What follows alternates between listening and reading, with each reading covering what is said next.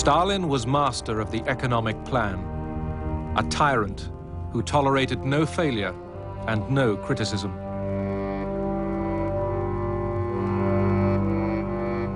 Privately owned fields became collectivized prairies. The cost of collectivization was the murder of millions of peasants and renewed famine. The truth was kept secret. People didn't really know all about the bad things. All the achievements were put down to his initiatives. Those who knew otherwise would shut up. They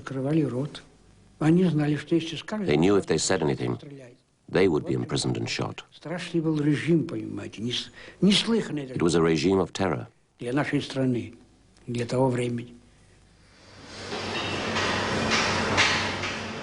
This was socialism in one country.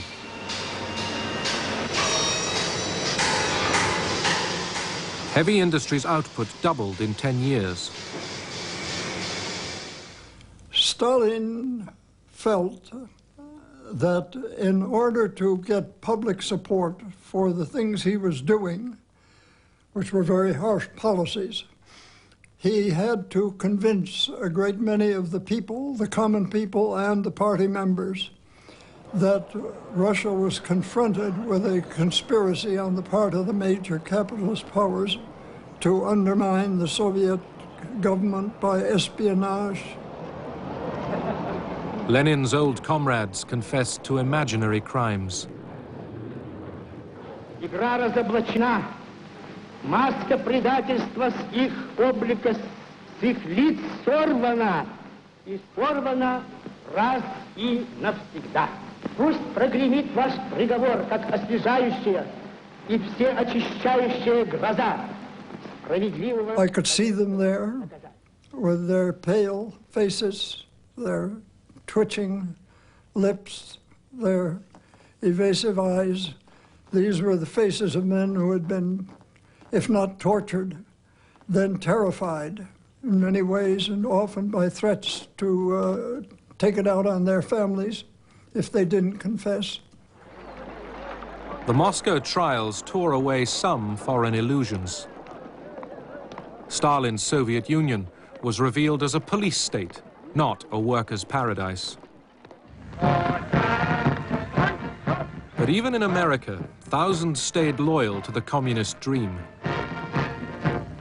In the 1930s, Moscow called for a popular front of the left against Hitler and fascism. Within the shadow of the giant skyscrapers, the red cohorts of communism gather at historic Madison Square. Fighting the spread of fascism became the great cause for socialist and communist alike.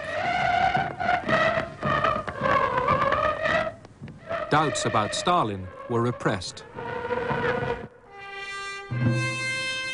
In Spain, volunteers from all over the world rallied to oppose the fascist rebellion launched by Franco.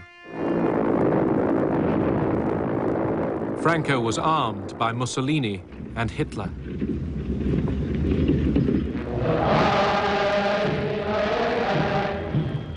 In Germany, the Nazis were rearming.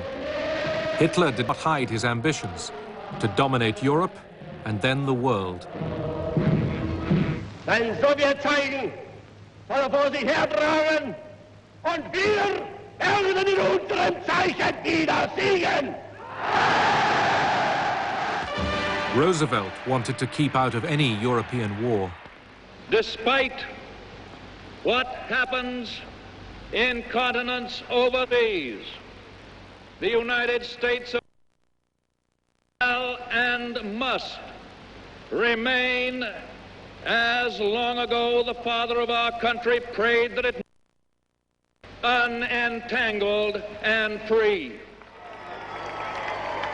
Britain's Prime Minister, Neville Chamberlain, trusted that Hitler would listen to reason. When I was a little boy, I used to repeat,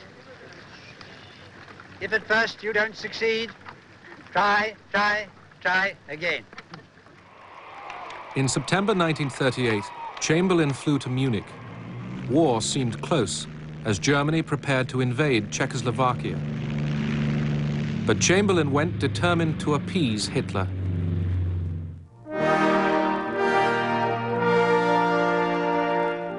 At Munich, Britain, France, and Italy licensed Hitler to seize the Czech Sudetenland with its German minority.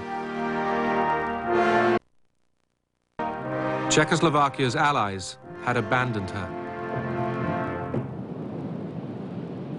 In Moscow, Stalin drew lessons from Munich. The Western democracies, he concluded, would never stand up to Hitler. Stalin planned a desperate stroke of diplomacy. The fascist and communist arch-enemies were about to embrace. Hitler flew his foreign minister, Ribbentrop, to Moscow. The Nazi-Soviet pact was signed by Soviet Foreign Minister Molotov. The West was appalled.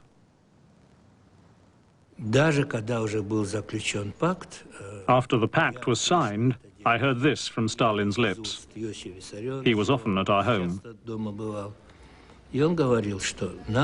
He said, "We need to win time, at least 2 years' time." Only then will the Soviet Union be able to defend itself against Germany.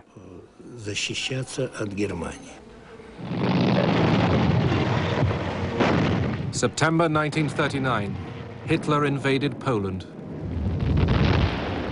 Britain and France declared war on the aggressor. Too late to save Poland. Defeated, Poland was wiped off the map. Germany and Russia had conspired against her. In eastern Poland, the communist occupiers were supervised by Nikita Khrushchev. They were taking over provinces once ruled by the Tsars. The Nazi-Soviet pact left Stalin free to grab Lithuania, Latvia, and Estonia. The Baltic states were back under Russian domination. Stalin had already outraged the world by invading Finland.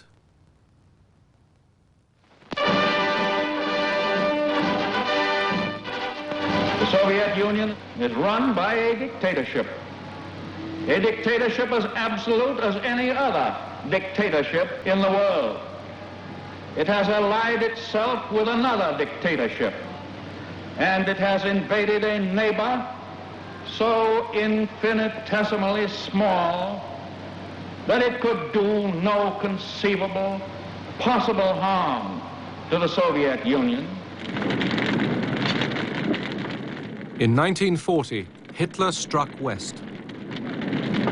By mid-1941, France, Belgium, Holland, Norway, Denmark, Yugoslavia, and Greece had been added to his conquests.